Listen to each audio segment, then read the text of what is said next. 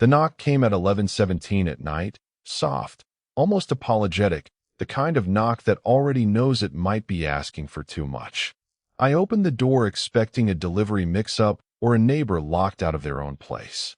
Instead, I found Claire Bennett standing on my porch in the cold with her divorce papers still in her hand, mascara down one cheek, and the strangest thing she could have said in that moment. I didn't know where else to go that felt like mine. My name is Daniel Foster. I'm 35. I manage a small chain of auto parts stores across 3 counties, and up until that Tuesday night, my life next door to Claire had been built entirely out of small, careful distances. Wave at the mailbox. Nod while getting the trash out. The occasional borrowed ladder or returned casserole dish after a holiday. Nothing that would have told you a single thing about what either of us was actually going through behind our own front doors. I'd lived in that house for 7 years, ever since my mother passed, and left it to me instead of selling it, which felt at the time like the only decision that honored her properly. Claire and her husband Greg moved in next door about 4 years ago, a young couple with a new mortgage and the specific optimism people have before they understand what a marriage actually costs. I helped Greg move a washing machine once. I waved at Claire while she gardened on Saturday mornings. That was the entire relationship for most of those 4 years, friendly enough to nod, distant enough that neither of us knew the other's middle name. I noticed things start to change about a year before that knock on my door. Greg's car started disappearing for entire weekends with no obvious explanation. The lights in their living room stayed on later and later, the kind of late that isn't about a good book. It's about 2 people avoiding a bedroom that stopped feeling safe to share silence in. Claire started walking their dog alone at hours that used to be a 2-person routine, early morning, late at night, the schedule of someone trying to time her outdoor moments around when the house felt bearable to be away from. I never asked. That's an important detail, because I want to be honest about the kind of neighbor I was before all of this. I minded my own business the way you're supposed to, the way that feels responsible until you realize somewhere along the way it just becomes another word for looking away. The separation became visible about 6 months before the knock. A moving truck came for 2 days, took half the furniture, and Greg's car stopped appearing in the driveway entirely. Claire kept the house, kept the dog, kept the garden that had somehow, against her own mood most days, kept blooming anyway. I brought over a casserole the week the truck left, the way you're supposed to when something visibly hard has happened to someone nearby, and she opened the door looking thinner than I remembered, eyes tired in a way makeup couldn't quite cover. You didn't have to do this, she said, looking at the dish in my hands. I know. Figured you might not feel like cooking this week. She managed something close to a smile. That's an understatement. She took the dish, hesitated, then added, "Thank you, Daniel." Genuinely. That was the first real conversation we'd had in 4 years of living next door to each other, and it planted something small that neither of us examined too closely at the time, a kind of quiet permission that we were allowed to actually see each other now instead of just coexisting politely. Over the following months, small things built between us the way they do when 2 people are both circling loneliness without naming it directly. She started walking her dog past my house instead of around the block the other way, and I started finding reasons to be out front when I heard her leash jingling. We fell into a rhythm of short conversations, weather, work, the dog's increasingly creative destruction of her backyard fence. Nothing dramatic. Nothing either of us would have called meaningful if you'd asked us directly. But I noticed I looked forward to those conversations more than I wanted to admit. I noticed I started timing my own evening walk to overlap with hers, telling myself it was a coincidence 3 separate times before I stopped bothering to lie about it, even internally. I noticed she started telling me things she probably wasn't telling her own family yet, small admissions about how exhausted the divorce process was making her, how her lawyer kept warning her Greg's attorney was dragging things out on purpose, how her parents meant well, but had opinions about every decision she made that left her feeling more managed than supported. "They keep telling me what I should be feeling," she said one evening, sitting on her porch steps while her dog investigated something in the grass with intense focus. Like there's a right way to grieve a marriage, and I'm doing it wrong by not doing it fast enough or slow enough, or whatever the correct pace is supposed to be. Nobody outside a marriage actually knows what happened inside it, I said. I think people forget that when they start handing out advice. She looked at me for a long moment, the porch light catching something tired and grateful in her expression. You say things like that a lot. Simple things that somehow land exactly right. I have an unusually specific skill set. Auto parts inventory and unsolicited emotional accuracy. That got the laugh I was hoping for, small but real. And I drove home that night more aware than I wanted to be of how much I'd started looking forward to those porch conversations, how much of my week had quietly rearranged itself around them without my permission. There was a night, maybe 2 months into that pattern, when a bad storm knocked out power across half the neighborhood. I was checking my own breaker panel by flashlight when I heard a knock at my door, tentative, and opened it to find Claire standing there with the dog on a leash and an unmistakable edge of nerves in her expression. "This is going to sound ridiculous," she said, "but the house feels enormous when it's dark and empty and there's thunder. Greg used to handle storms. I know that's a strange thing to admit. It's not ridiculous. Come in, both of you." We sat at my kitchen table by candlelight for 2 hours while the storm rolled through, talking about nothing important, her childhood dog that used to hide in the bathtub during thunderstorms, my mother's habit of unplugging every appliance in the house the second she heard the first rumble of thunder, a habit I'd apparently inherited without noticing. At one point the dog settled across both our feet under the table, and neither of us moved to shift out of the shared space it created. "Thank you for not making this weird," she said as the storm finally quieted. "I know showing up at my neighbor's door because I'm scared of thunder is objectively a strange thing to do at 34 years old." "I don't think it's strange," I said. "I think being married to someone teaches your body what safe feels like.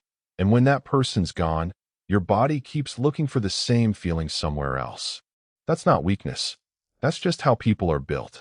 She looked at me for a long moment in the candlelight, something shifting behind her eyes. "You have a way of explaining me to myself that I find slightly unsettling. Good unsettling or bad unsettling? Ask me again in a few months," she said, and the laugh that followed had something new underneath it, something neither of us named yet, but both of us clearly heard. I should say clearly that nothing happened during those months that either of us would have called improper. I never touched her hand. She never said anything that crossed a line a still married on-paper woman shouldn't cross. But something was building anyway, the way heat builds in a house before you notice the thermostat's been climbing the whole time, and I think we both sensed it without either of us being ready to say so out loud. There was one evening, maybe 4 months into this slow, careful pattern of ours, when Greg came back to collect the last of his things from the garage, boxes of tools and old sports equipment he'd apparently forgotten about until his lawyer mentioned them in a filing. I was out front changing the oil in my truck when his car pulled into her driveway, and I watched Claire's whole posture change the second she heard the engine, the easy warmth she'd had all evening replaced instantly by something braced and careful. I didn't intervene. It wasn't my place, and Greg had every legal right to be there for his own belongings. But I stayed visible in my own driveway the entire time, close enough that if anything went wrong, she'd know someone was within shouting distance. He was in and out in 20 minutes, mostly quiet, though I heard raised voices once, briefly, something about a missing toolbox he swore he'd left behind and she swore she'd never seen. After his car pulled away, Claire walked over to where I was still pretending to be very invested in my oil filter. "You didn't have to stand out here the whole time," she said. "I know, but you did anyway." "I did." She looked at me for a long moment, something unreadable passing behind her eyes. "Greg never once did that for me. Stood somewhere quiet just so I'd know I wasn't alone in a hard moment. He either fixed things loudly or ignored them completely. There was never anything in between. Some people only know 2 settings," I said. "Doesn't mean everyone's built that way." She didn't say anything else that night, just nodded slowly and went back inside, but I noticed she left her porch light on a little longer than usual, and I noticed I didn't mind noticing that at all. Her sister Monica came to visit twice during that period, and both times I noticed Claire seemed more tense during the visits than she did on any of our porch evenings. I asked her about it once, carefully. Monica means well, Claire said, choosing her words with visible effort. But she keeps asking when I'm going to be ready to date again, like there's a finish line I'm supposed to be racing toward. My mother does the same thing, just gentler about it. Everyone in my family wants me to be finished grieving on a schedule that makes sense to them. What if you're not finished? Then I guess I disappoint everyone who's decided how long sad is supposed to last. She looked at me then, something searching in her expression. You've never once asked me when I'll be ready for anything. Didn't seem like my business to ask. That's exactly why it's the only thing that's actually helped. The divorce finalized on a Tuesday. I knew the date because she'd mentioned it in passing a week earlier, almost offhand, like she was trying to make the number smaller by saying it casually. I didn't reach out that day because I didn't want to insert myself into what should have been a private, difficult milestone, and because some part of me, if I'm honest, was scared of what it would mean to show up too eagerly on the exact day her marriage legally ended. At 11:17 that night, she knocked on my door instead of calling her sister, instead of driving to her parents' house 40 minutes away, instead of any of the family members who'd spent the last 6 months telling her how she should be feeling about all of this. I opened the door and found her standing there with the papers still folded in one hand. Like she'd walked straight from the courthouse parking lot without stopping anywhere else first, though I knew she'd actually gone home first, because I could see her porch light on next door. Claire, are you okay? No, she said. And then, almost surprised at her own honesty, I don't know. I don't think I know what okay is supposed to feel like tonight. Come in, please. She stepped inside, and I noticed her hands were shaking slightly as she set the papers down on my kitchen counter, like she needed them out of her grip before she could actually process anything else. I called my sister on the drive home, she said, sitting down heavily at my kitchen table. She started asking if I wanted her to come stay with me, if I wanted to talk about next steps, if I'd eaten dinner, this whole checklist of caretaking questions. And I just needed her to ask how I actually felt for 1 second before she started managing me. So I told her I was fine and I'd call her tomorrow. And then I sat in my driveway for 20 minutes not knowing what to do with myself. And then you came here. And then I came here, she confirmed, looking almost startled by the fact herself. I didn't decide to. I just found myself standing on your porch instead of walking into my own house. I don't fully understand why. I sat down across from her, giving her room to keep talking or not, whichever she needed. I think you already know why. She looked up at me, eyes red-rimmed, but suddenly sharp, focused. Say it. I think you came here because I'm the only person in your life right now who's never once told you how to feel about any of this. Not your sister, not your parents, not even your own lawyer, probably. I think you came here because this is the one place where you're allowed to just be however you actually are tonight, instead of however everyone else needs you to be. Her eyes filled, and for a moment she just sat there absorbing that, like I'd said something she'd needed someone else to say out loud before she could believe it about herself. That's it exactly, she whispered. That's exactly it. So how do you actually feel? I asked. Not the version for your sister. The real one. She was quiet for a long moment, turning the question over. Relieved, she said finally, which feels like it should come with more guilt attached than it does. And sad, but not the way I expected. Not sad that it's over. Sad that it took me this long to admit it needed to be over. And she stopped, looking at me carefully, like she was deciding whether the next part was safe to say. And I prompted gently, and a little bit terrified of how relieved I am to be sitting in your kitchen right now instead of anywhere else. On the one night, I should probably be feeling completely wrecked. The kitchen went very quiet. I could hear the refrigerator humming, the faint tick of the clock above the stove, the sound of her breathing settling slightly now that she'd said the thing out loud. I've noticed something too, I said slowly, over these last several months. I've been telling myself it wasn't my place to feel it, given everything you were going through, given that you were still legally married for most of that time. but I don't think I can keep pretending I haven't noticed how much I look forward to your walks past my house, or how much I've rearranged my own evenings around the chance of running into you. Claire's breath caught. Daniel, I'm not saying this to complicate the hardest night of your year, I said quickly. I'm saying it because you just told me something honest, and I think you deserve the same honesty back instead of me hiding behind being your polite, careful neighbor. She reached across the table and covered my hand with hers, just for a moment, like she needed the physical proof that the conversation was actually happening. I don't think this is complicating tonight, she said quietly. I think this might be the first uncomplicated thing that's happened to me in over a year. We didn't kiss that night. I want to be clear about that, because it would have been easy, the kind of moment where two people vulnerable and honest at a kitchen table could have let momentum decide things for them. But I also knew, and I think she knew too, that the timing mattered, that whatever this was deserved to start on steadier ground than the exact night her marriage legally ended. I don't want to rush this, I told her. You just went through something enormous. I don't want to be a rebound you regret, and I don't want to be something you reach for just because it's easier than being alone tonight.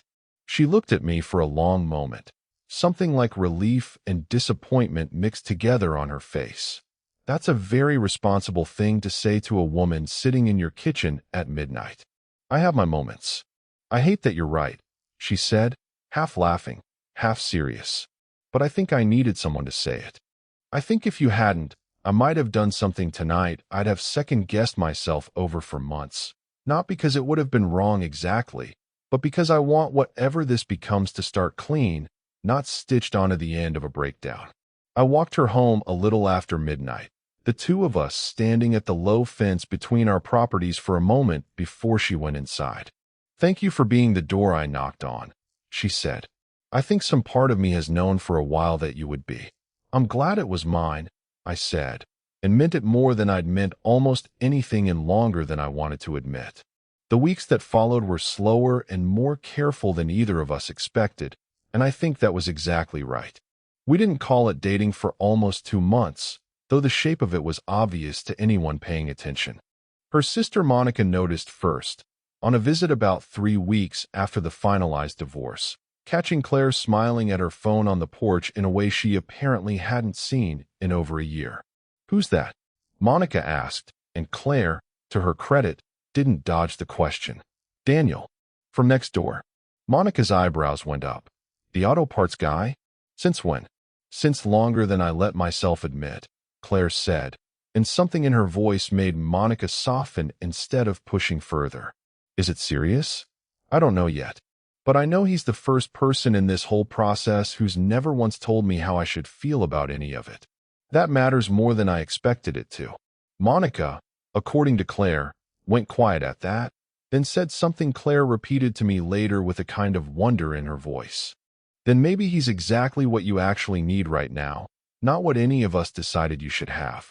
There was a rough patch during that 2-month stretch, one that nearly stalled the whole thing before it had a chance to become anything. About 3 weeks in, Claire went quiet for several days, shorter texts, a canceled dinner she blamed on exhaustion that felt thinner than her usual honesty. I finally asked her about it directly one evening over the fence. Did I do something? I asked. No, she said, too quickly, then caught herself and softened. Not you. My therapist, actually. I mentioned you in a session, and she asked a question I haven't been able to shake since. She asked if I was sure I wanted a relationship, or if I just wanted to prove to myself that I was still capable of being wanted after Greg made me feel like I wasn't. I felt something tighten in my chest, but I made myself answer slowly instead of defensively. That's a fair question to sit with. I'd rather you actually sit with it than rush past it because it's uncomfortable. You're not upset that I brought it up? I'm more worried you'd hide it from me than that you're asking it, I said. But I want to be honest about something too, since we're being honest. I've felt something for you since long before your divorce finalized. That's not new, and it's not about proving anything to either of us. If your answer, after really sitting with it, is that you need more time or something different than this, I'll respect that completely. But my feelings aren't a reaction to your bad night. They're just true. She was quiet for a long moment, arms folded against the evening chill, and then she nodded slowly. I needed to hear you say that without flinching, she admitted. I think some part of me was testing whether you'd get defensive if I questioned this out loud. You didn't. That told me more than any answer to the therapist's question could have. 2 days later, she showed up on my porch again, this time in daylight, this time with nothing shaking in her hands, and told me she'd done the sitting with it her therapist had asked for, and that her answer hadn't changed. It had just gotten clearer. We never brought up that rough patch again after that, though I think it quietly did something necessary for both of us. It forced her to ask the hard question early, out loud, instead of years down the line, and it forced me to answer it without hedging. Greg reached out once, about 2 months after the divorce finalized, a short text asking if she was doing okay, the kind of message that arrives just late enough to look thoughtful without actually costing the sender anything. Claire showed it to me without hiding it. What are you going to say? I asked. Nothing, she said. He gets to wonder. I don't owe him updates on how I'm healing from something he helped break. I didn't push further, just reached over and took her hand the way I had that first honest night in my kitchen, and she let me, the way she'd let me every time since. Our first real date happened about 2 months after the divorce finalized. Nothing dramatic. Dinner at a small Italian place across town where neither of us had ever been with anyone else, deliberately chosen for exactly that reason. We talked for 3 hours over food neither of us finished, comparing the versions of ourselves that existed before our respective marriages fell apart, discovering how much of who we actually were had gotten buried under years of managing other people's expectations. I used to garden because I loved it, she told me at one point. Somewhere along the way it became something I did because Greg liked the way the yard looked for his coworkers when they came over. I only realized that difference existed after he was gone. What do you garden for now? She smiled. The real one. The one I'd been quietly collecting for months without naming it as collecting. Now I garden because it's mine again. That's honestly the best part of any of this. Getting things back that I didn't even realize I'd handed over. A year after that midnight knock, I stood in her garden, the same one that had somehow kept blooming through the worst months of her life, and asked her to marry me. No elaborate production, no crowd of onlookers, just the two of us and the dog sniffing at my shoes with mild interest in the proceedings. You're proposing next to the tomato plants, she said, laughing through tears. They've been part of this story longer than I have, I said. Seemed disrespectful to leave them out. She said yes before I finished the sentence, then made me finish it anyway, because she wanted the whole thing, not just the ending. We got married the following spring in that same backyard, small and warm, close friends and family only. Monica gave a toast that made half the yard cry, talking about a phone call 2 months after the divorce where she realized her sister had already found the person who'd help her rebuild, quietly, without anyone managing the process for her. Claire's mother spoke too, something I hadn't expected given how much friction there'd been between them during the divorce. She stood up with a glass of champagne in her hand, a little nervous, and admitted in front of the whole yard that she'd spent most of that year telling Claire exactly how to grieve her marriage, on a timeline that made sense to everyone but Claire herself. I wanted to protect her so badly that I forgot to actually listen to her, she said, glancing at me. Daniel never made that mistake. He just let her be however she needed to be, and somehow that did more for my daughter than all of my advice combined. I have some learning to do about the difference between supporting someone and managing them, and I'm grateful I got to watch The Right Way Done first. Claire cried through that whole toast, and afterward, during the quiet part of the evening when most of the guests had drifted into smaller conversations around the yard, she found me by the tomato plants where I'd proposed a year earlier. I keep thinking about that first knock, she said. How terrified I was standing on your porch that night, not even sure why I'd walked there instead of home. I keep thinking about it too, I said. Best knock I ever answered. She leaned into me, and we stood there for a while, watching the string lights sway gently over a yard that had somehow, over the course of one very hard year, become the place where both of our actual lives finally started. These days, when people ask how we got together, Claire tells them the short version. My divorce finalized, and I knocked on his door instead of calling my family. When people ask why that mattered so much, she smiles and says exactly what she told me that first night in my kitchen. Because he was the only place I was ever allowed to just be however I actually was. So tell me, if the hardest night of your year ended with you standing on someone's porch instead of calling your own family, would you have trusted that instinct? And have you ever realized that the person who never told you how to feel was the one who understood you best all along? Tell me your story in the comments. If you like this one, leave a like, subscribe, and I'll see you in the next video.